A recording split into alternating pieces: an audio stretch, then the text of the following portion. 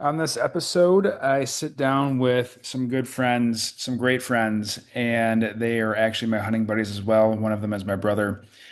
We talk about our hunt in 2024. We also reference hunts back in 2023 and actually all the way back into 2019 and 2020.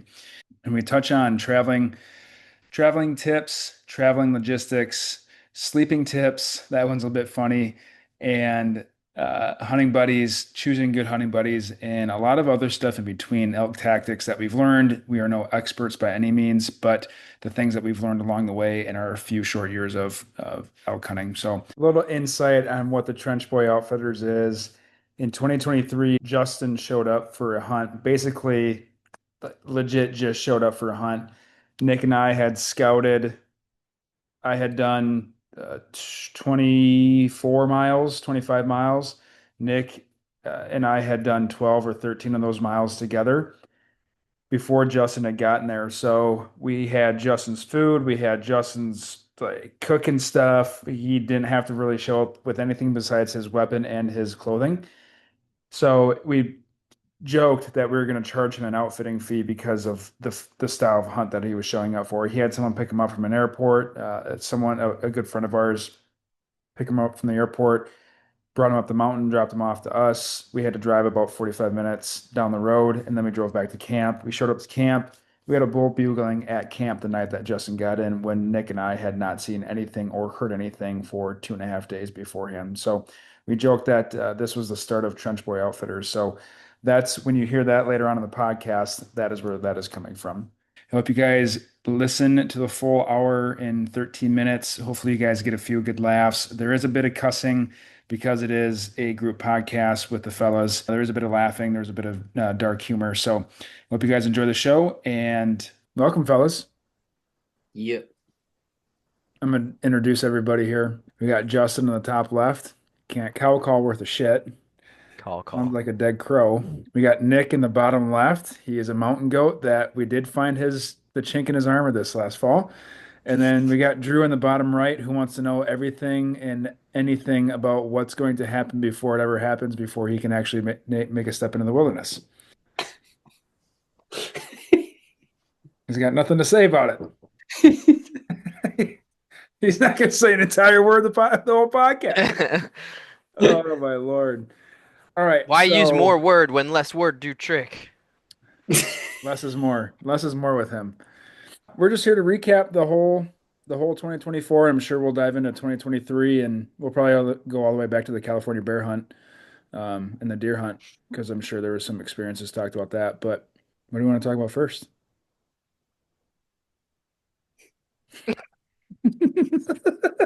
I saw Nick go like stone hard face. I was like, I gotta try it. Didn't work. It's impossible. Yeah. Oh my God. All He's right. the only one that can do it. Let's talk about trip logistics first. Because I've flown to hunt, Drew's flown to hunt, Justin has flown twice to hunt, and I think that's a big barrier for folks to finally hunt out west or even hunt up in Alaska because you have to fly up to Alaska or you need to drive. So let's talk about the logistics on your guys' end. Drew or Justin, who wants to go first? Well, the man of many words probably is not gonna go first. Um, yeah, I mean, the one thing that helps us a lot is that we had people that weren't flying. So having you and Nick to handle like half of my survival needs was Guide your hunt, I think is what you're trying to yeah. I It, explained that in the intro, what that Trench Boy Outfitter stuff, how the outfit yeah. would be. So that's already been explained. So say. it was nice to like I had to worry about all my gear and weights of stuff to fly with, but it would have been like dozens potentially pounds heavier if you guys didn't have such stuff or if I wasn't able to send stuff to you to then drive to the camp. So if that is an option for people, I mean, it makes such a big difference. Like it took so much stress off of me where it was like, I just need to be ready to hunt as opposed to I need to have all of this gear set for the plane ride and whatnot. It was very convenient to have you guys there. And it was you guys are free. Like I didn't have to tip you guys at all. There's no guiding fees or anything like that. Or should have been. It's Yeah. crazy business we run. Yeah, right. It's like wilderness PT for the first 3 years. Oh man. Yeah, how'd your what would you make any recommendations on how to plan for your food that way? Yeah, I mean, ask Nick, the guy who does all this backpacking stuff, and then just buy it the cheapest way you can.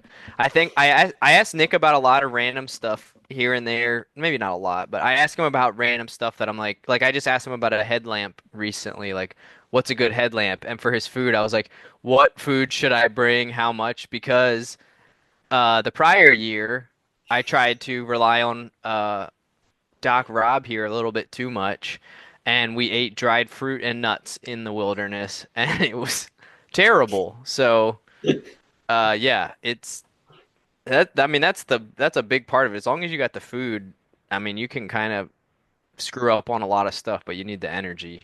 Um, but yeah, like I said, just sending it to you guys made a big difference. What about Um, airport check-in and all that stuff? Like, how soon did you buy your flight, and what was it like checking in a bow in and all that? Yeah, I still get nervous about. I wasn't as nervous the second time, but it is for a bow. I've never done a gun, but for a bow it is so much easier than you'd expect. Like it truly is just bringing it in like a checked bag. Sometimes they don't even ask. So if they don't ask, I'm not going to tell them. It's a pretty heavy duty case that's like protected. Like it could be like camera equipment. Like nothing's gonna break in there. So when you put it up there, they say, is it a like some people know depending on where you fly in and out of. They're like, oh, this is a bow, clearly. But they don't change. They don't mark it like dangerous weapon or anything like that. I have never had to prove that it was locked. I've never had to do any of that. Like I literally just set it up, they weigh it, and they put it in the back. And having a big case is nice because I put a lot of my gear in my bow case and then I bring my pack as my carry-on, and I've never had like my bow is the only bag I've ever had to check, which again is nice. I would have had to have checked another bag had I not had you guys to carry my food and my water and my stove and my blanket and my pillow and my binky and my everything. Your warm weather or your cold weather clothes? Like, it really has Yeah. been an outfitted hunt for you for the last 2 years. Yeah, yeah. This is why it's good that I found a lady that plans stuff because I'm not a good planner. I'm good at showing up.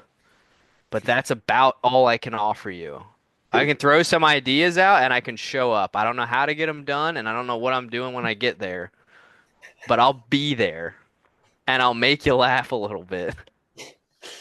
He brings the comedic relief. There we go. That's his, yeah, That's his contribution to the that's his Trench Boi. Yeah. contribution to the hunt. I try to bring the elk to the laughter. I hope they would like be like, "Oh, it sounds like fun over there." They can definitely hear it for sure. Speaking of hearing, here you walking through the woods from 3 miles away. Yeah, at least two mesas away, they were like, "Oh, Justin's back." It's gonna be He's funny. back for round two. He's just raging at these fucking thostles and thorns and Hey, should everything. we drop this branch in front of our game trail? I think it'd be funny to watch Justin just plow through it. Pull off. Yeah. But enough about me, guys. Oh, I did have a question. If they ask you if it's a weapon, do you have to say is it yes? Or do they ask you that? I just say it's a bow. But do they ask you is it a weapon? I've I think I've only ever had somebody might have asked if it was a weapon, but most of the like the probably two because I fly out of BWI in Baltimore. I think one person I'm the first time I ever did it, I think I might have said it's a bow for hunting, and they said okay, and they just put the transfer tag on it like nothing crazy. But then like flying into Montrose, that's all they get probably. So like they immediately know or fly and then flying out of Montrose, like they know immediately it's a bow. Like they don't. It's just kind of like assumed at that point. But no one's. I don't think anyone said weapon. Um, and I don't really know legally the rules. I guess just because you don't need to show paperwork for a bow or something. But like I said, as far as gun clearing and stuff, like it's literally like bringing a regular bag. I didn't have to get there any sooner than I normally would. I didn't have to do anything extra. It was just like, here's my suitcase that happens to have a bow in it. Check the bag for me, please. That's nice. Yeah. But with when you land, usually it gets taken to a different spot because it's large. Yeah, just like a snowboard, Yeah, exactly. It's not because it's a bow, it's just because it's a big case. Mhm. oversized luggage. Yeah, Yeah, exactly. sweet. Drew, any input on that? Well, you had the truck, so I just sent everything with you. But yeah, this year I'll be going through the first time on a plane, so I'll have my bumps and bruises, I'm sure, with what to pack because Dr. Rob is different than my brother Rob, so he got sick of my questions pretty quick, and just said pack it all. So I ended up having, I think I sent two full totes, and didn't use most of the things in one, but I also had, stuff that I didn't know if I would need or not, like my heavy bibs and like winter coat. And I didn't pack it in because I'd rather not drag it with me because it was 10 pounds of clothing. But um, in terms of packing stuff, yeah, just the food that I brought was not necessarily great for snacks. I was told to bring candy. I brought candy that I wanted, which was chocolate and coconut, so body didn't really react too well to that. Um, but in terms of packing, I kind of just threw everything in a big pile and got into Rob's truck. So I will have the issue of checking bags, and I think the mindset going in is I'd rather have it. So if that means I have to bring an extra bag and it's $50 for an extra carry-on, so be it. I'd rather have it and not need it than for $50. Wish I had something that would have made my week a lot easier. See, I saved the $50 and just rely on Nick and Rob to bail me out. He's 50-50 so far. I'm not working out. Yeah. Yeah, But yeah, the thing. Go ahead. this year might be a little different just because we don't have like a truck coming from the Hmm. Midwest out here. So it'll be interesting. You guys might be able to get your food sent somewhere, but then Too we were late. just talking if Drew's gonna drive out or if we're gonna try to fit everybody in my car or if it's gonna work with Jake's truck or if Drew's gonna drive out or get a rental car. Gotcha. Just to get to like the base of the mountains. Yeah. Like don't get anything beefy rental.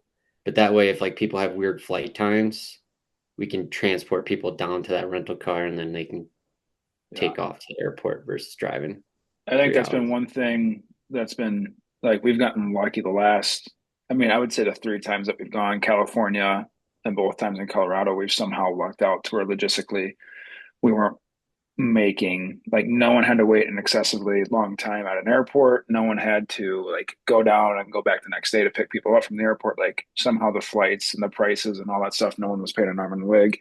We were all able to coordinate. Like logistically, things have worked out. We were able to get like an hour of sleep at the trailhead in California. Oh God. That was That was funny. that trip is what led to the birth of Wilderness PT. Yeah. You got wrecked. I did get wrecked, and it wasn't like when I came out, it was satisfying knowing that it wasn't the fitness that wrecked me. It was just the everything else that led up to it. Sweet. Anything else to add on the travel logistics? No, I mean, yeah, just finding cheap flights. I mean, it's pretty important. Drive if you Yeah, can. It's definitely definitely more I mean, even just like Drew was saying, like to have that extra vehicle is a game changer. Yeah. yeah. Let's talk about Sex, baby. fitness. Let's talk about you and me. Yeah, let's not talk about that. We don't need to get into that. Rob's like, "What's that? I live with my Yeah. brother." Cheers. Let's talk about the fitness aspect of things because Justin had an ab cramp on the first year. That was pretty funny to witness. Dude, Um, I think I have something wrong with me. I cramp a lot, Did you get the ab cramp last year too? probably Can't- at some point. I mean, You did a lot better though. I don't. yeah. Yeah. I think yeah. I mean, my calling sucks, but I feel like overall I did much better with everything Yeah. besides besides getting water and being able to find my way back 20 yards. Like, oh man. It's Uh, crazy. It's crazy. I feel pretty competent in most things in life. Like I do feel like I don't know what I'm doing sometimes, but I'm able to make my way through it. But for some reason, when I get out there in the woods, I'm just like, I don't know where I'm going. I don't know what. I there don't was know one anything. point when Drew wasn't with us, and we had crested over and we're going up towards that other camp. And I think you said at some point, if you two got hit by a tree right now and couldn't make it out, I think I would die back here with you guys. You couldn't get yourself out. Do you remember saying that? I said that? Oh I yeah. think Nah, so. I don't remember that at all. That was in 2023. That was 2 years ago. Yeah, I remember because we were sitting down taking a nap. It was after we had the interaction with the elk, with that bull at 20 yards or 30 yards, and you guys were just waiting for me to cow call. I had no idea that the elk was even Oh there. God, that was terrible.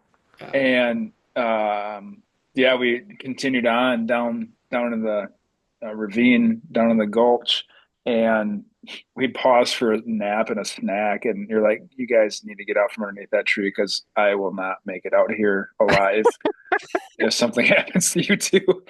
Oh God, see, that's the other thing. I have early onset dementia for sure because I don't remember anything ever.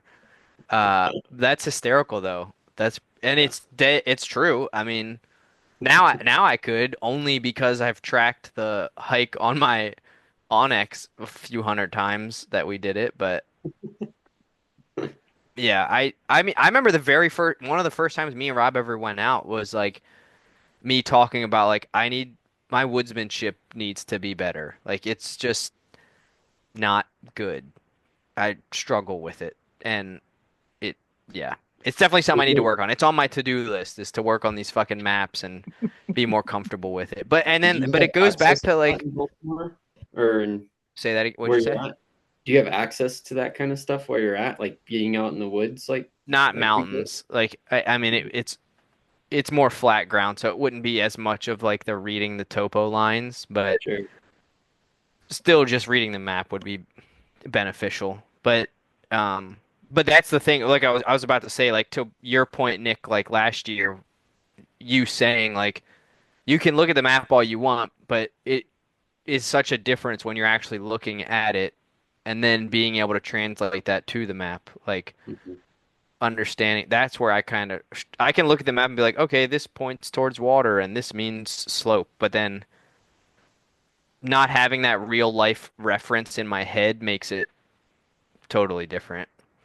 Because Yeah. we'll be standing there and you're like, yeah, right over there is this point on the map, and I'm like, that looks totally like that looks so different in my head. I just can't. It's I don't know. It just doesn't get put together quite right. Yeah. As you do it more, it you'll get it. Yeah. I was impressed with Drew. Drew, you Yeah, he caught picked on. it up quick. You caught on pretty quick. I thought you were gonna die on your way out, but Yeah, No, for the only sure. thing that was difficult, I thought, for the maps was just like the scale, like trying to retrace your steps. You're like, all right, I have to walk to my right, however many feet, yards, whatever. And I just had like it, how close we had to zoom in to see the trail. It was like, all right, I thought I had to go like 30 yards. It was like, no, I'm just 10 steps off the path. Like I'm not even, it's just right there. That was like just the scale of the topo map. Wasn't familiar with that, but getting on a trail. And I guess my phone was, you guys showed me like on Justin's, it didn't work, but when I did the click to like see my direction, my phone was working for that. And I know you guys mentioned that Justin's was like, this is not the heading that you're actually facing. So that helped mm, me a lot. Was mine was actually pointing the direction that I thought it was. But yeah, I don't think I could do. I can walk around just fine, but I don't think I could plan like. I still Mm. don't understand like, all right, this is a saddle. This would be a good spot to go over. I would just walk up to a cliff and be like, shit, that's. Right. I have to walk around that, and I could get around it, but I just wouldn't know how long it's going to take me to get around it. Yeah. yeah. I do Yeah, I feel think better at understanding as far as topo map wise, like kind of seeing like potential now, like seeing potential beds and saddles and things like that. Like I feel a little bit better with that, at least looking at these videos on YouTube now, like getting there and actually seeing the map that we're looking at might not be as good as the one that they decide to choose to teach you with, but understanding that like elk ecology kind of stuff, I feel like I'm a little bit better with for sure. But I will also have a new phone next year, or this year, this upcoming hunt. I will have a new phone. I I was going don't to ask yet. you if you were going to get one.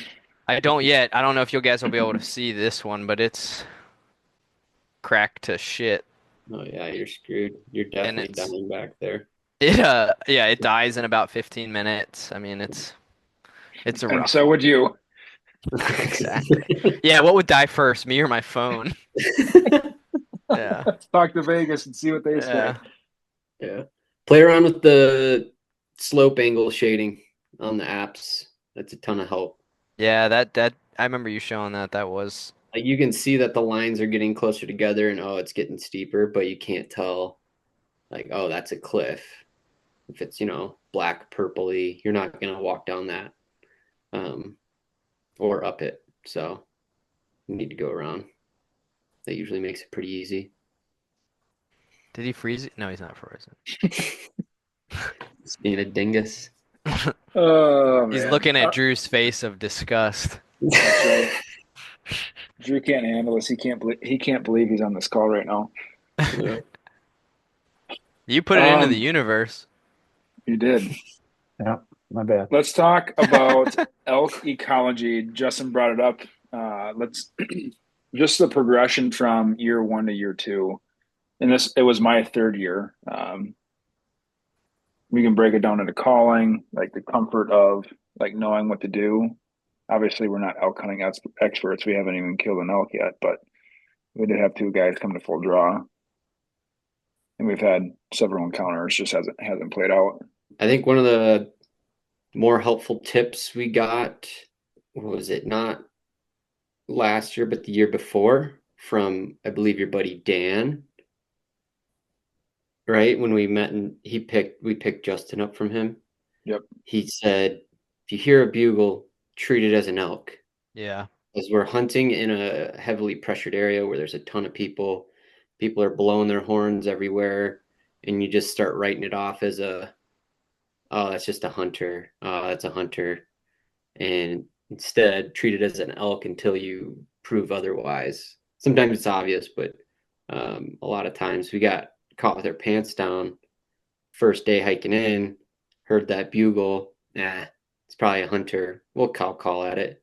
Cow called at it. The thing blew up and ran to 30 yards, and we were just pants at around our ankles just because we thought it was a hunter because it was too close to the car. We just started hiking in. Right. So, and then Drew had an encounter in that same point on his way out. Yep. So, That's where I came to full draw down yeah. that cow. And that spot's what, quarter mile off the road, half mile off the road. Yeah, from where we camped. Yep. So that was helpful. Yeah. I think us kind of learning that getting up earlier, especially in like the higher pressured area, and maybe we'll need to apply that to Oregon this year, but getting up early and hunting the morning hard, and then maybe hunting till mid-afternoon while they're bugling their beds and see if we can't get one stirred up. But once they kind of lay down for the afternoon, it seemed like we weren't going to pull them out of their bed in the evening time. They just weren't going to make it up to us Yeah, I think before. oh, sorry. No, go ahead. The like the thing that was good because we learned it, but unfortunate was like that was it the last day that we went down like early? That was the very last day. Yeah, it was like the last day is the day we did the one thing correct. Like actually got in to what felt like in a good position for something to happen. But it's like is it just because it was a heavily pressured area? Like, is it going to be like that in Oregon, or is it going to be totally different? Like, I think how much Oregon's going to be a lot more open right, how much country. visibility do we have to glass and stuff like that? Yeah. It really is like taking that maybe like take that first day to go in super early and then see what happens. And if that doesn't work, then do it more like we had been doing it, like seeing which one of those things works. But Yeah. if we do I have think the opportunity to glass, I mean, it's definitely beneficial, I think obviously. we made the mistake this year, and this is probably what led to Drew being dehydrated. But Justin, you were experiencing it too. It just wasn't as severe, but the chills and all that stuff after we got done with day one, I think we kind of blew our load on day one. Like we hiked all the way to the bottom and had to hike all the way out after being up there for not even 24 hours yet.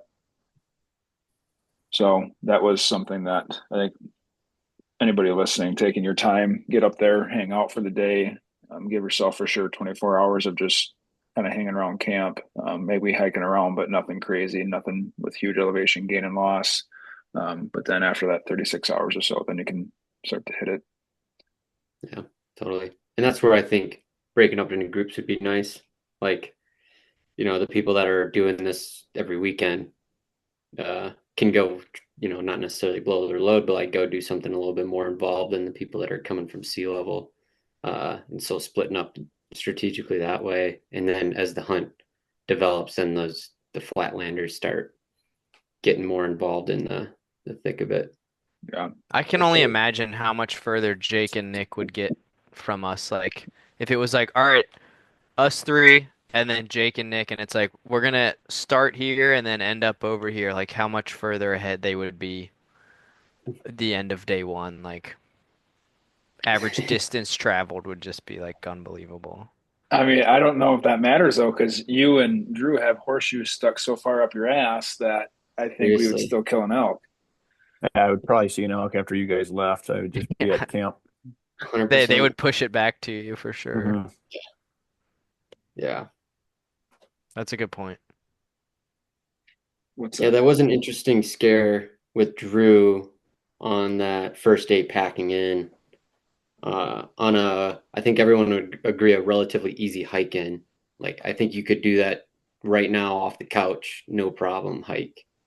Um, Oh yeah, I so for me it was like I sweat a lot, and Rob had mentioned like you need to be drinking electrolytes, and I would like I'd have a Gatorade or something like that, but the electrolyte tabs I didn't drink. I only packed like 10 for the week or something like that. So I bummed a bunch off you guys. And then the candy thing, like the Swedish fish or whatever you want, gummy worms, didn't have any of those. So when I went down that first night and packed out, I was already cramping in my quads, which I think was mostly lack of hydration. Just my body wasn't used to it because when I got up the next day, you can only get so much back. But on the pack down, I felt completely fine. And then, we stopped 15 minutes away from our final destination and sat down and got super dizzy. On, like you said, Nick, it was like I got up the next day and did it by myself, not feeling well. I packed out doing that with everything, all my Right. gear, and I didn't feel terrible. I didn't feel good, but I didn't ever feel better for the rest of the week any more than that. Just I was dehydrated so much. So that I know Rob says don't ruck too much. I would say anyone that's first time doing it, take your pack as if you've got your full gear and figure out your hydration. Because what I had was for the Nalgene bottle, I had access to water, but while you're hunting that first night, we're running after elk here in Bugles.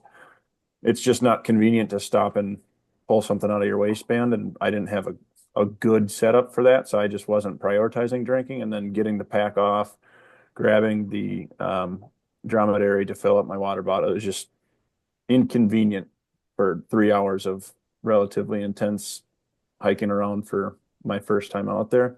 So poor planning for me, but that was, I guess, the biggest thing was if it's your first time, the little snacks and the hydration would be the most important part, whether you get anything or not. Yeah, yeah. because that put us three in a bind as to what we needed to do, and that's probably why you left early in the morning. Thank God I just decided to be a dumbass and just left so you guys could hunt. Yeah, that was Yeah, a little because it was sketch. like the big brother, like, I can't let my brother die, but I It's a want to bad go look if he hunt. does. Yeah, it was tough.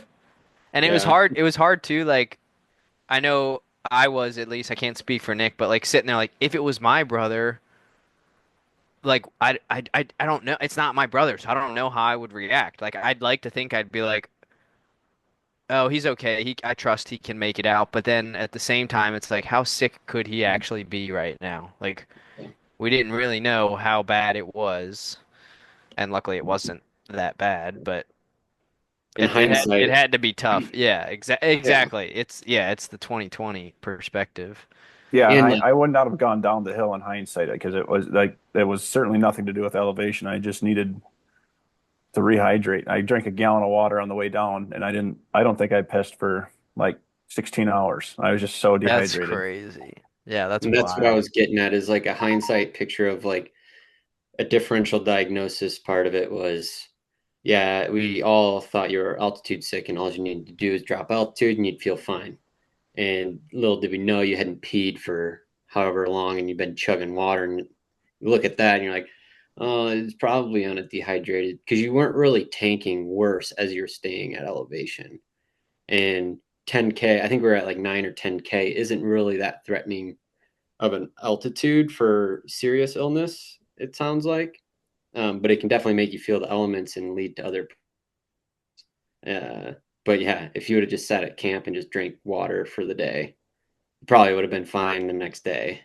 Yeah, I felt not great the rest of the week, but it was like, all right, this is a manageable, not great, and a little bit of anxiety of not knowing Yeah, versus that's it's for just sure. dehydration. I just need to make that a priority. And you guys were good about it the rest of the week, but I didn't feel like I was slowing down from hydration at all the rest of the week. I know the first day hiking back up, Nick was trying to take my mind off of things. It's like, shut the fuck up. I'm concentrating on getting my foot in front of my other one. Yeah, That's funny. that was pretty good. I think a learning experience from that is if like I think everyone in the group should have an inReach. Like if one person has it, it'd probably be smart for everyone to have it because that threw a pickle as far as communication with the group. It threw a pickle as far as communication with people on the outside, like the emergency contacts like that we were checking in with. So I think to me the original plan was we were going to hunt the morning, then I was going to ditch out and go back to camp, and you were going to be there to see how you were feeling. But then you decided to pull the executive order that you were going to go What kind pack of out by goodbye is yourself. that? Would you call that an Irish goodbye still? I would, because I think I Yeah, was probably halfway up the hill before I let you guys know that I was Yeah, halfway up the hill. It certainly yeah. wasn't a Midwest goodbye. No, opposite. Yeah, that's like an alpine backcountry Irish goodbye. yeah. That was impressive. And then it was funny because wasn't feeling great, but meandering up the hill slowly. It took me like 3 hours probably to get back to the truck on, well, like a 3 mile hike, if that. I don't remember how long it was, but it was pretty short. Um, but then saw that elk, had an elk encounter, um, and just dropped my pack, and it was like, all right, the adrenaline picks back up, and I was fine for a few minutes, and then sat back down. I was like, all right, still don't feel great, but Yeah. yeah, I don't really have a good anecdote for that. Is just wish I wouldn't have gone down because that was a day and a half, 2 days of hunting I missed really, but it Hmm. is what it is. Better safe than sorry. Yeah. Yeah. You got Uh, practice with the topo maps on your way in and out. It did, Yeah. and you guys didn't really see anything, and you had Tuesday was your shit day, and I lucky enough You to miss. saw the most out of everybody I did. leaving Tuesday and what then the last day. Tuesday was our good day. Wasn't it your hiking day where you went all over? See, this Yeah. is where I'm But we useless. The fact that you guys are talking about it like this. You don't even remember what day, what happened. Tuesday was our day. We were chasing a herd. That's the day that I saw a 5 point, a couple cows. We had them like three or four bugle, and that was the day that we got over. Like we crested the hill and got down to where we were going to sit and have breakfast, and we heard them bugling like right in front of us. So we went back up. Like we panicked and went back up, and Yeah. then we started chasing them after breakfast. Yeah, that was every morning. We were in them almost too much, too early. But there wasn't a great alternative to try to get in front of them because we'd have to come from above them every time. And they were Was working their way down. was this year the year with the like an hour straight of bugles, or was that the year prior? That was that Where was we this where year. we that yeah, because when weren't we? It This was year. like 100 bugles or something. Yeah, We were like, at least minimum. Oh that was And yeah, we this were, year. yeah, that was this last year. Yeah. See, that's where dude, it's all mush, That's not good. You might want to dude. start doing like luminosity or something, dude. Dude, I swear, I'm gonna have early onset dementia, and I'm gonna die by choking on my own spit. I'm gonna It was, aspirate my own spit, it was 100%. those sleep aids you were taking out there. Dude, that yeah, I forgot about that. I mean, I didn't That forget might about it, actually but play a role. When you're dude, storing all your memories, you're just on your Colorado sleep aids. well, Rob, like, I don't, I don't remember how I got to how much I took. Is that like, are we allowed to talk about vitamins on this podcast, yeah. Doc We can talk Rob? about vitamins. Yeah. He was like, I have whatever, and I mean, you're 30 pounds heavier than me, minimum 30, 40 pounds heavier than me. And I took that and was high as a kite. Like, I was stoned out of my mind sitting there. Like, and I get stoned and I'm a little kid and the world is just in fucking slow motion. Like, I brush my teeth for 2 minutes and it takes half an hour in my brain. Like, everything's just totally different. So that's a good point. Like, about Yeah. how much that probably did just wreck my short-term memory there. You were high into the following morning the one time. Yes, Remember? dude, yes. And we had elk bugling. We were Like, chasing we were chasing elk and I was like it was in the morning and God, I forgot about that. We were using red lights to get through in the morning, and the red light was like fucking with my brain so hard. I was like, holy shit, I'm still stoned out of my mind. And then the sun started to rise. It was like, okay, we don't need lights anymore. And then we heard elk, and I was like, I have to be following someone. I can't be on my own right now. Like, I can barely put one foot in front of the other without fear of falling down this mountain, which is hundreds of yards away from the edge of the mountain. But in my head, I'm like, on a fucking plank walking these trails. Like, if you guys could, like, if I was allowed to talk that whole time, it would have been insane. Like, I was so out of it in that moment. And that's when I was like, I ain't doing that again. That was way too much. Like, I think that, you caught up to me. We were stalking in on that elk bugling. Rob's way in the back bugling. I think Drew had the yips somewhere, and I'm up front. And you come up behind me, like in the back of my neck, and you're like, "I'm so high right now. Please don't lose me." And I was like, "What the fuck, dude? We have a bull at like 50 yards right now, blowing his brains out." dude, it was ridiculous. I felt so like I wasn't scared because I was so in the moment. Like, it was truly awesome, but I was so anxious. Like, I had just this anxiety of like something wrong's gonna happen because I'm gonna make the wrong step and fuck something up or whatever. It was just like I had no idea what was going on. I was just Yeah, I like, was behind. So Justin was walking, and it was Robbie was behind us, like 30 yards up the hill or something like that, bugling. And Nick was leading. And one of the highlights of my week was watching Justin walk through woods. Just him versus like nature on the ground is just a diabolical fight. But we stopped for a second and we looked at each other. He's like, I'm so fucking mad. We're like, what? And he's like, I'm too high for this shit right now. So as soon as he said that and he's plopping along, I just like looked up the hill and I could see Rob. So I just went up because it sounded like the elk was above us still. So I just went up by him and he looked at me. I was like, Just, I don't know what Justin's doing. So we just went by ourselves and then lost you guys, I don't know, for 100 yards. But yeah, it was just, he just stopped. I was like, I can't do this right now. that what I okay, yeah, I was mad that I was high because I was like, I'm ruining this experience. Like, I'm not as like I'd be in it if I was sitting there like watching elk and I'd be amazed, but like I'm trying to be a hunter right now and I was not.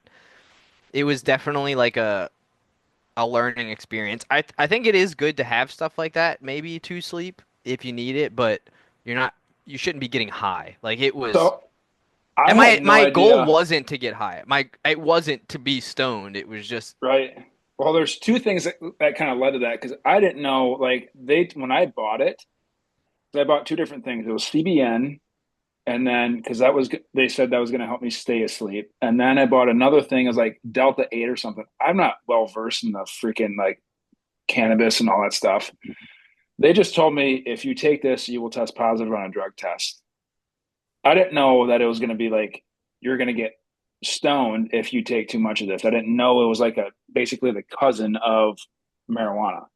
And so that led to like me buying it because I didn't want to be high, right? So I didn't know that was going to be the side effect.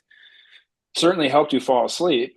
Um, the second thing was I left them in the baggie because I packed them in baggies, and I left them in the baggie in the tent because I thought, well, it's going to be in the shade because where we had our tents, it was going to be baking in the sun. And so when we got back after the first day, everything was just melted together. Yeah. So the CBN in that Delta 8, whatever it was all melted together. And so it was a crapshoot as to how much you were taking. So we figured out pretty quickly that we were probably taking more Delta 8 than we were CBN. But yeah, I had no idea that that stuff was actually going to like have that effect on us. I got it to simply help me fall asleep. I didn't know that we were going to get high from it. Yeah, definitely a good story. That's like something that was wiped from my brain. Like I totally remember it now, but like I wouldn't have even thought to bring it up until you just mentioned it. It probably The doesn't help that one I'm on my second glass of whiskey either. Probably not. the one encounter that I really thought was going to turn into something is the morning that we went down to the end of, and right when the sun started coming up, we had that bugle to our left, Yeah. and it wanted to play ball. It was bugling back and forth. I think we were just cow calling. Yep. I don't think we bugled at all, and we were moving in, and everything was running its course. As we learned our lessons the year before, we got into formation. I think Justin and I spread out in the front, side by side, with like 50 yards to 100 yards between us. Um, Drew and Rob were back doing calls and coming in, thought something was going to happen, and then just dead Yeah, silent. yeah, just game Gone. over. And those are the encounters that I don't know what we learned from that. It's like Because we don't hard to know, take away. right? Like, What did we do? What did we do that screwed it up? I yeah, think like it's I Go ahead. our wind was good, drawing down the drainage the whole time we made that move because of that. Um, could have been noise. Um, we could have gotten seen by a cow, like some cow or whatever, but we never heard them blow out. Um, yeah, they just went silent and then disappeared as we kept moving forward. So, Mhm. I really think it is the in that area specifically, it is like it's at that time is when they're like, "Oh, okay, sunlight, I'm bombing to the bottom of this hill." yeah, Like we were in the right spot at the wrong time kind of thing. Like if we had been there an hour sooner and worked in the dark or something, but like or had been an hour sooner gotten like below him and then worked up towards him. But then the wind isn't right in that moment. So it's like I think it was just that's the way those elk react is just like sunlight, I'm going down the hill. Thermals are not even starting to switch. It's like gonna happen in an hour or so, but they're like I need to get down the hill before anybody's coming up above me kind of thing. Like it was just no matter what we did, I feel like that would have been the outcome unless we had fucking sprinted to him before he had a chance to react or something. But hmm yeah. In that area, we probably had to run the same program as we did on. Let's get down to those trails way down there that we found, like those mega highways, yeah. and sit those and just be silent, maybe cow call here and there. Yep. But Yep. that's probably how we had to run that because there were Yeah. so many elk back there. Holy shit. That was insane. That's the crazy thing is how many are actually back there and how little we actually saw. Yeah. That's what that that's the tough part when you come home with nothing and you explain to people like it's not what you think. They're like, wait, so you didn't see a single elk? You're like, hey, listen here. Yeah. But we heard him. We heard him every day. Yeah, it's like Yeah. it's so different. Yeah. As But far as the fitness side goes, What do you guys do to prepare to hunt out there? Let's go Nick Sing first. A lot of my hobbies revolve around moving up and down mountains year round, so I don't typically fall too far out of shape. And then I will weighted pack, weighted vest. If it's dark, I'll weighted vest, stair climber. If it's light out, put weight in the pack and hike up something with the dog. And then I like to dump the water out at the top just because I know you'll have to carry your weight down, but I don't really feel like doing that a bunch when I don't have to. So um, that's for the most part what I'm doing. You lift weights at all? Yeah, big strength training. So I'll do like heavy 5x5 sets, 5x4s, 5 sets of 4 reps, or 5 sets of 5 set or reps is what I'm referring to, of lunges, squats, deadlifts, just more like classic lifts. And I'll do that up until about 3 weeks to the hunt, and then I'll taper off and then continue strength training and at a lighter load and cardio, keeping that intensity up, but I will taper off leading up to the hunts. So Justin? Yeah, we go hiking on the weekends as like a recreational thing, I guess, with the dog. And on easier ones, I'll bring a weight vest just to get more of a workout. I never really bring the pack and weigh it down or like go on a hard hike with the vest too much. But my big thing is I'll do CrossFit in the gym. I do jujitsu, so I'm getting a good cardio base there. And I feel like I'm in good overall shape. Um, but the big thing for me is like focusing on a lot of I focus on squat, deadlift, and press is like my big three that I do a lot just as like my own ego lifting for strength gains and stuff. But as far as like hunt specific stuff, it's all the single leg stuff. Like if your hips aren't ready, I mean that's the killer because the earth isn't even. So having all of that strength single leg stuff makes such a big difference. The base strength obviously helps with everything. Like I don't feel like any pack's going to be too heavy, but a pack that's heavy on one leg trying to balance and step over deadfall and whatnot makes it that much harder. So anything single leg that I like I do a lot of the 5x5 like Nick said. I do the 5-3-1 Wendler stuff, so it's all based off of your max and 90% of that and yada yada. I do that pretty much year round with like deload weeks and whatnot, but I'll do my big lift for Instagram so that I can get likes and whatnot because that's all that matters really. and what are we doing Um, in this life if not for likes? exactly. So I'll do that. I'll do my big lift, excuse me, being the one of those three main compounds, and then I'll do accessories after that, like split squats or lunges or RDLs and but like step ups, just as much single leg stuff as I can do to just prepare for that stuff. And then again, CrossFit for the intensity aspect. Yeah, I really like how you um, make a nice functional transfer of your jujitsu into hiking when there's like a stick in your way instead of like having to walk around it. You just like Kimura it and like snap it and Yeah. then kick it, Yeah. and then you just keep walking. It's really cool to see how Well, that. I'm a big pressure passer, so I don't have much finesse. It's my shoulder is in your jaw with all It's of my just like, weight, and you're gonna give. So I'm gonna go this way, and either something's gonna break or you're gonna give. So the tree branches are really my opponents. Like I'm arm bars. I'm a one trick pony. I do arm bars, and those tree branches, a lot of them are straight and they break easy. So I'm taking them out. oh, it's so funny to watch. I'm sure Like the usually elk it's love to like watch it day like too. 4 or 5 and you're tired and we're getting our asses whooped and Justin's just fucking stomping logs. I will say like That's all 100% true, warranted criticism that I will take and not do anything with. But I am proud of myself. I don't even know if it's proud of myself. I noticed in myself my difference from the first year to the second year as far as Sure. like just my involvement in like every aspect. I just felt even if it was like a shitty day, we weren't seeing anything. Like the first year I was like I got discouraged quick.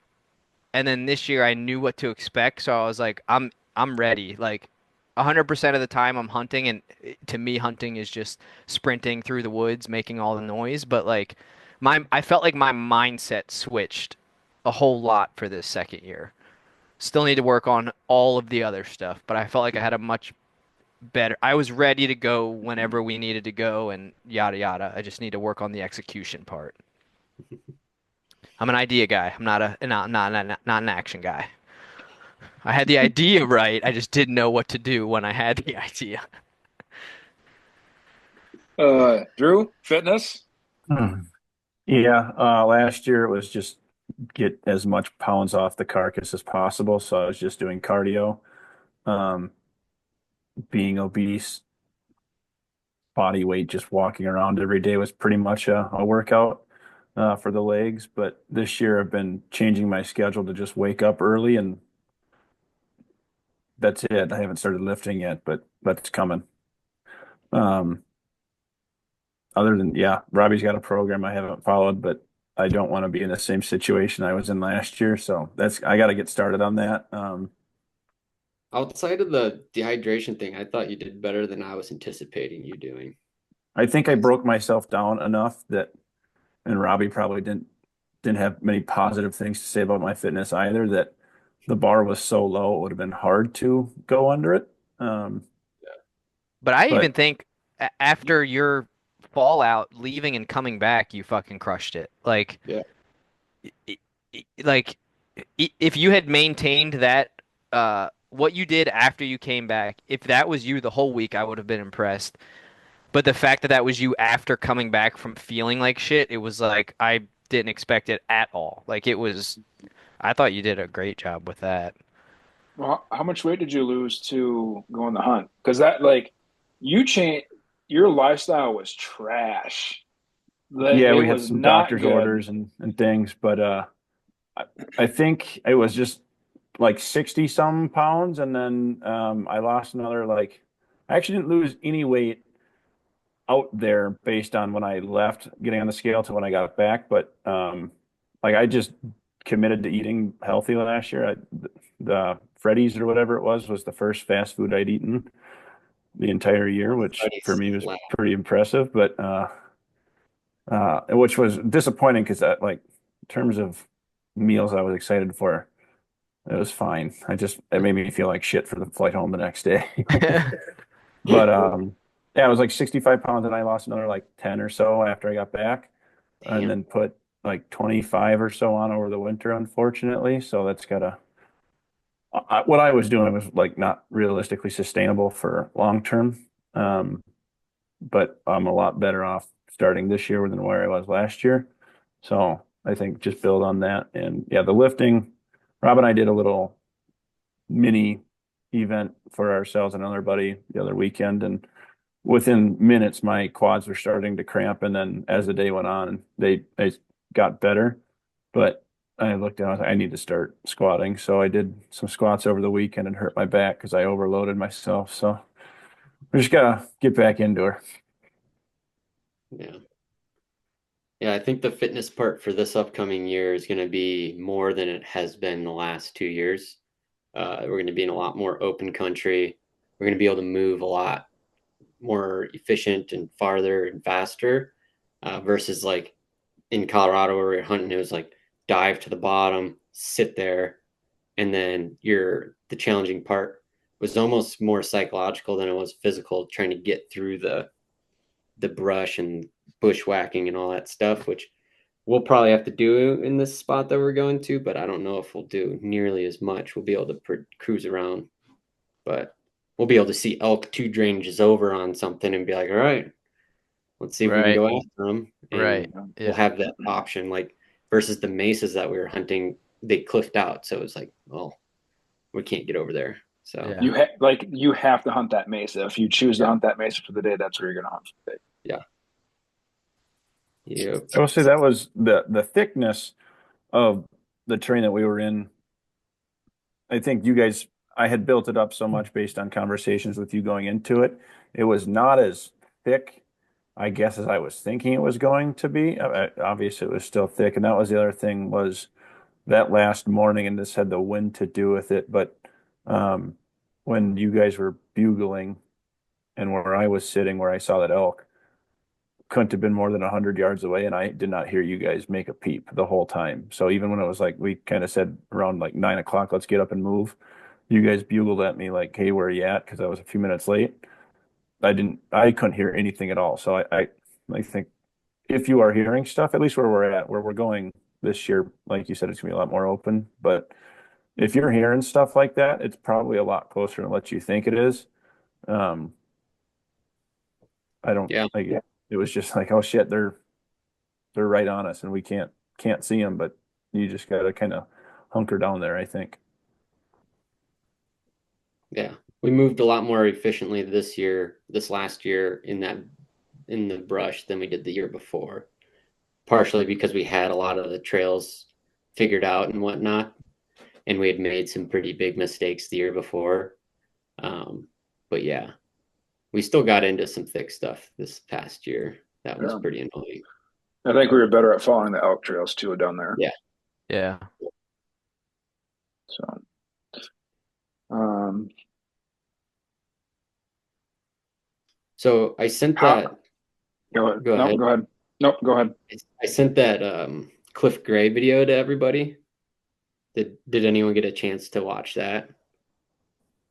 Did anyone do you guys feel like you hit that lull day where you're like, I don't know if I really want to be here, like what are we doing, etc. Drew I didn't. remember hitting that in California. Like when we packed into California for that bear hunt and deer hunt, like when we got back there, I had that like what the hell am I doing back here? Because I knew I Yeah, was back there for 9 days, so it was yeah. very like I was very felt very isolated, like very um intimidated. Hmm. Yeah, I think the California one what helped with that. I didn't feel bad like because we took 800 breaks because you were dying. So like I was totally fine. But like the first night we see a bear that I start chasing, so it was like immediately I was like, "Oh, there's shit here." Like it's And you didn't spend that many days back there, like, right. but more on the elk hunts when we're like, man, what are we doing out here? We're just like dicking around and I yeah, feel like that was definitely the first year for me because it was just like, man, and we had action the first year, but it was just like that. I don't. It was just that like baptism by fire kind of slap in the face of like this is hunting. It's not killing. Like we are, mm, and that's what I was saying. Like that mindset switch the second year. I was kind of like ready for whatever we were doing as long as we were trying to proactively do something. Even when we were just sitting around, like mhm, you're not just sitting around. You are actively sitting, I guess. Like I felt better with that, but it's definitely something to be aware of because it's not glitz and glamour and where we were, it's not open and you can't glass across the canyon and see stuff regularly. There are spots, but it's like you said, if you pick that mesa, you're hunting that mesa. So it's kind of the hand you're dealt. But mhm. I think that mindset plays a big part of it because it's as long as you're like, okay, let's go fucking hunt, you'll do whatever you got to do. But if you're like, why am I here? It's hard to go through that shit. Mhm. Drew, did you have that this year? This Didn't is your get a first chance like to. you spent some time snowboarding in Taos, but this was your first like legit mountain adventure. You did it on an 8 day or 7 day elk hunt. Yeah, I didn't get a chance to really feel that because I had to pack out that second day. Um, and I was just more bummed that I had to do that than anything when I came back. You guys had been into elk, and I think like Justin was like part of hunting, I know you might not see stuff. So once I get over the fact that we might walk 10, 12, whatever, we didn't do that many miles, but I just went into it with way more negative expectations, I guess, if this is going to be really shitty. And I know that going in. Mostly just me worrying about my fitness, just knowing where I was at. But once I got there, like on Wednesday night, I kind of went out by myself waiting for you guys because you hunted the day and got back into it. I was out there for like 2 hours and then Thursday did it. But yeah, I didn't really have that experience, but I also, when it was supposed to set in, was already tail between my legs walking out. So, Hmm. I don't tend to get it at all when we're hunting with buddies. But on some of the solo hunts that I've done in the last couple of years, it hits heavy. Yeah, When I I'm like out bet. there by myself for like the third day, it's usually like, all right, what am I doing out here? Like this is dumb. Like I'm haven't said a word to anything or anyone in however long. Yeah, And then that's a it's just totally like, different thing for sure. yeah.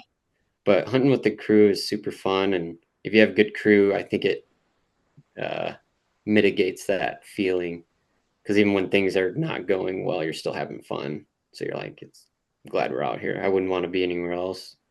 Um, but the other point that he made in that is how whatever percentage hunters quit, and that really hit home on that last morning when I think we were kind of like, do we go down to Love Mesa? And Drew's like, fuck that, I'm staying right here. Hmm. And we nutted up and went down super early, got set up, and had our closest encounter of the whole trip. And that just goes to show, like, had we You're given up that day, right. yeah, You're one instant away from notching a tag. yeah, And yeah. that you brought up like the good group. That was another thing that I wanted to talk about because somehow, some way, we lucked out into having a solid group. Like pretty much right away, this group, with the exception of Drew, we've hunted together since 2020. This will be our fourth trip this year. And Jake has hunted with both Nick and I individually, not all three of us together. But so somehow, in some way, this group has all hunted together since for the last 4 years, 5 years actually, because in 2019 is when Nick and I went, and then Justin and I went on separate times. But how so we don't have any experience hunting with anybody that's been completely terrible. So Hmm. we like it's been good to have a solid group of guys to go with. How important do you think that is as far as staying with the mindset, staying with your head in the game? Yeah, I mean it's like hanging with the boys, even if it is a shitty hunt, it's a good time. Like y we've been talking for going on like an hour and a half or whatever, and I mean, half of it's been jokes and fun. It's just like it's fun to hang out and shit on each other, even if the hunt isn't great. It's still like it's like a mini vacation. It's like a really painful, shitty vacation, but it's that type 2 fun of like it sucks in the moment, and then you come back and you're like, man, it was fucking awesome. And like I haven't done the solo. I've done solo hunts, but not solo backpacking hunts where I'm camping out for 3 days and stuff. It's like a whitetail hunt where you're just sitting for a few hours. But like, I really appreciate the isolation aspect of it too. Like the whole time we're up there and we're just sitting, I'm on my phone typing notes because I'm just thinking of random shit that pops up. And it's really, I think it's really beneficial. Like it really helps me mentally to check out, even though we have the inReach to like text people and stuff like that, mental check out, do some stuff, like reflect on whatever, and then come back to the group and shit on each other. Like it's, it's fun. Like it's a Yeah, good time even when it's not a good time. yeah, Which is important. I mean, I would imagine it's important. Like you said, we haven't had a person that kind of sucks to be with. So yeah. I don't know if they'd last very long, honestly, with us. They would just get absolutely reamed. yeah, if they don't like dead dad jokes, they are out. Wait, Justin, do you have a dead dad? Oh, dude, I just thought it was great when like after the hunt, after I basically took a week of joking about how my dad's dead, Rob like texted me and was like, "Hey, like I know you were joking, but I just want to make sure like you're actually okay. Like you're not gonna take a broadhead to the jugular or something later on." And I appreciated it. I was like, "Thank you for that. I'm totally good." As I'm just pulling my head out of the oven, like reading his text. But it's just shit like that. Like I just love that. That's like my favorite thing. It's just dark humor and having fun with my friends. Yeah. And then Nick doing some wild stuff with wet wipes telling us not to look. Oh, yeah. I get those memories on my phone too. Yeah. That's like I mean the best part I would imagine is gonna be when we kill an elk and we're like Jing our P's over how happy we are, but just all that stupid shit in between makes it so worth it. Even it's hard to explain to the spouse, the loved one, whatever it is, when you come home and you don't have anything, but it's just like that group makes it fucking awesome. Yeah. Yeah. I don't care who kills. I just want someone to kill because I like Yeah. it's going to be so freaking awesome to finally have something on the ground. And it doesn't, to me, it doesn't matter who it is. Obviously, Nick, it'd be nice to get you something because you have to kill a Western animal. Any animal. You've killed some ducks. I killed some ducks There that you were out go. west. So it's a western animal. Yeah. Um, but sweet. Do you guys have anything else to add? Anything else that you guys wanted to talk about?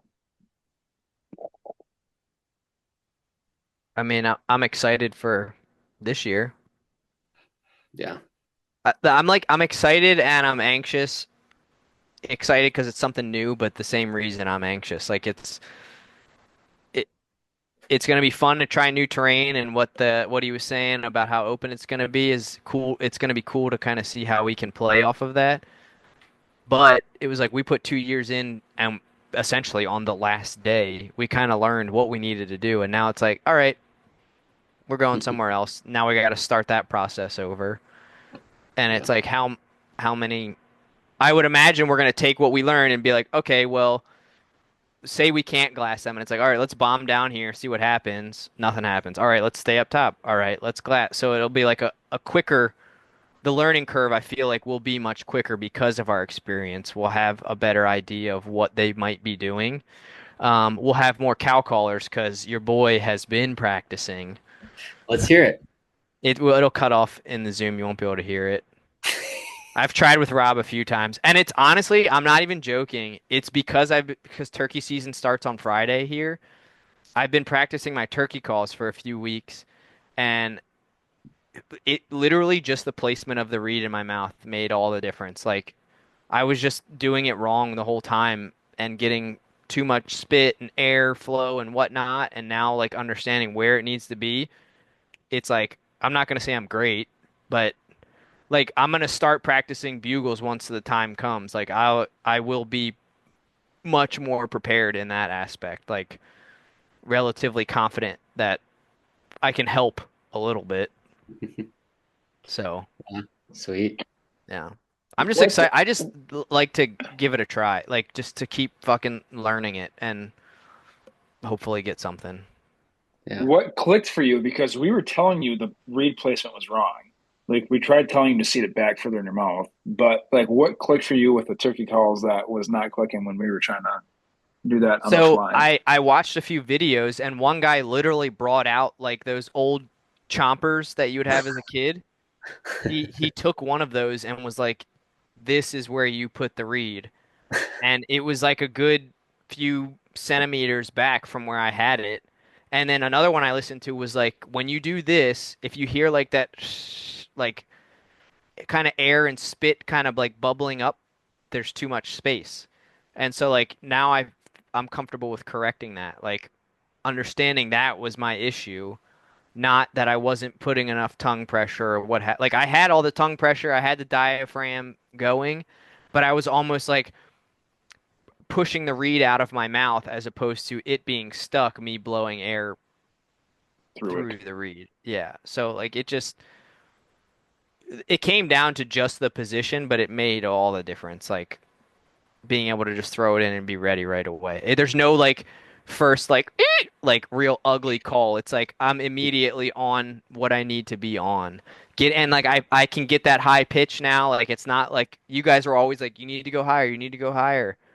It's like it should be. It's simple now. Nice. Yeah. Holy smokes. We And if didn't it's hear not, the I have this that I had told Rob on a meeting we had a while ago. It's like the easy estrus call or whatever. I had bought this for last year for that reason and forgot it. And then I was going through my stuff and I was like, oh shit, I got this call. And then I was doing it and I was like, that sounds pretty good. So I I was will have telling Rob that we should have at least one or two of those in camp just in case, you yeah, know, for whatever reason, yips or someone burns their tongue super bad or whatever, yeah. just so they're not dealing with. We have one or two callers out of all of us. Right, especially if we're splitting up, like we're gonna Yeah, need to be competent. Yeah. yeah, look at you saying that everybody else has got to be competent. I like it. The collective we. The collective we. Yeah. Yeah, I'm not worried about calling this year. I think everybody's going to be. I think everybody's going to be up to where they need to be. So I'm excited to split the group up and divide and conquer, and hopefully we can get some two elk on the ground. Ideally, we get two elk on the ground. Maybe a bear. Bear would be yeah. Maybe nice. a bear. Is everyone getting a bear tag and bringing their bows? We'll see. You're muted, Or you're Drew. muted. Or you're not muted, but you're not gonna. Yeah, no, I There you was. go. I wasn't gonna bring my bow, but like just if I'm flying, but if I drive, I'll bring it. But Okay. what I don't know. I'm not. Robbie's bear that we had was not tasty. I think I was talking about it last year. It's their last meal, so it was maybe just hit or miss. But um, I'd rather if I'd rather not take any time away from elk hunting for a $10 bear tag. Hmm. Because if you shoot some, that's a half day at least of packing out, and I don't know. I just think that's not needed when we've got two guys that have hundreds of dollars in a tag. That just because Yeah, you see a bear doesn't mean you have to shoot it, kind of thing. sure. Yeah, I See, think that's I struggle with that because I was talking to Nick about it, about their whole process being difficult or whatever for Colorado at least to get the points and whatnot. And then he's like, it's not too late to get a tag for Oregon. Like we could have three of us with a tag.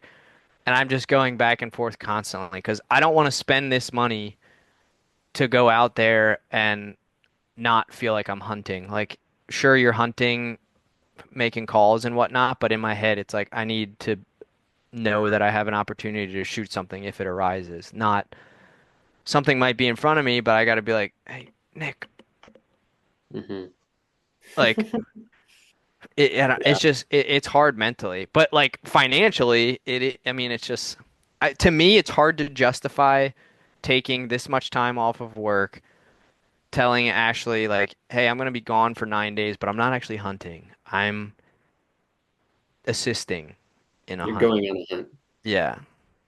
which But I I think mean, it'll be without a tag. I think it'll be a lot more.